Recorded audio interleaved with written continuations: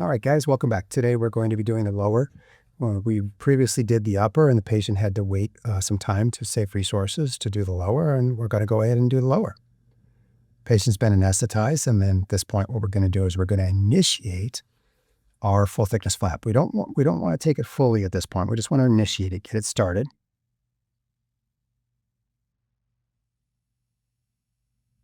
And the reason we want to do this is we want to get it started before we start putting this kind of pressure on the ridge without teeth, because the avillus would be friable at that time and likely break. This is an S3 case. We're going to use a guide 0. We seat the guide 0, look through the seating window, verify that the tooth in the 25 position is seated properly, and it is. And now we're just going to drill our fixation pins. So this guide is designed to be a tooth-borne guide that gives us the 3 fixation pin locations, and then we retrieve it. At this point, we do selective extractions, and you guys know my favorite technique is to use rotation forces with an ash forceps for single-rooted teeth. And at that point, after we've done our initial selective extractions, what we can do is extend the flap elevation on the buccal and lingual, and then this is going to be a combination guide, type C guide, fully guided, but type C. We pin this in place, and it's sitting on bone in the posterior and a tooth in the front. And we use our double action lungeors to nibble away at the bone to do our longevity leveling. And then we festoon it with our bone burr. This is the bone burr that we love because it doesn't burn the bone and it cuts through the bone very efficiently. It's a lovely, lovely product. Now we go ahead and tie back the palatal tissue so it's out of the way for the rest of the procedure. And we place our surgical guide. This is a bone and tooth level, so it's a combination guide, type 4, fully guided. We're using the BioHorizons new keyless system, so there's no keys involved in this. And as you can see, each drill is about 1 to 2 seconds long. So if you can see, as we go down, we're done, and then we're just trying to pull it out there. So each drill is extremely fast, so no worries about any sort of thermal necrosis. Our implant is placed with a driver that's a screw-retained driver. We drive it down to depth.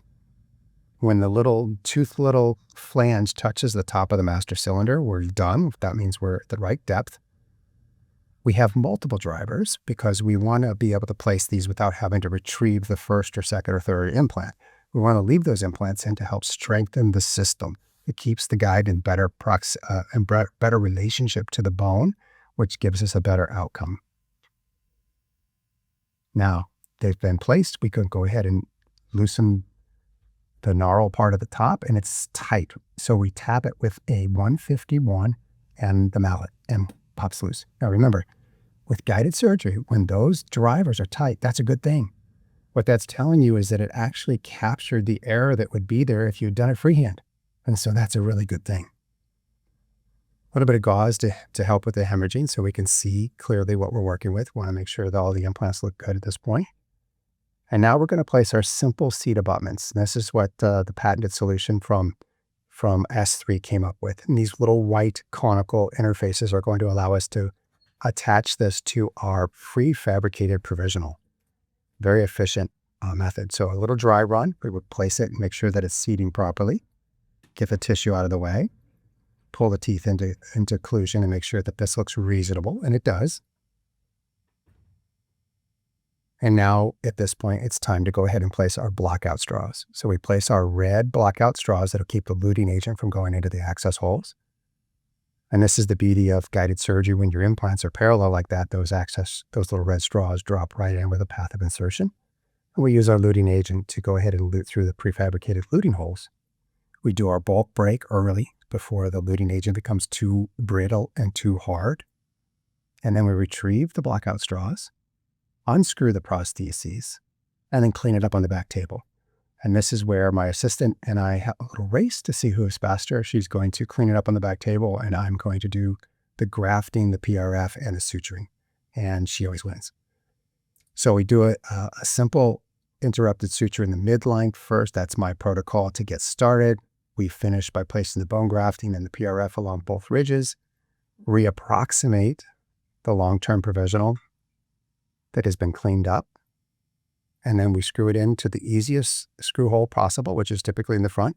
And we don't worry much about bite right now because the patient's numb, but this is post-op day 1.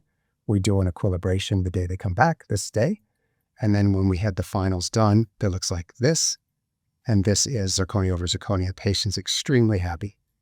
If you're interested in learning how to do stuff like this, check out Stanley Institute.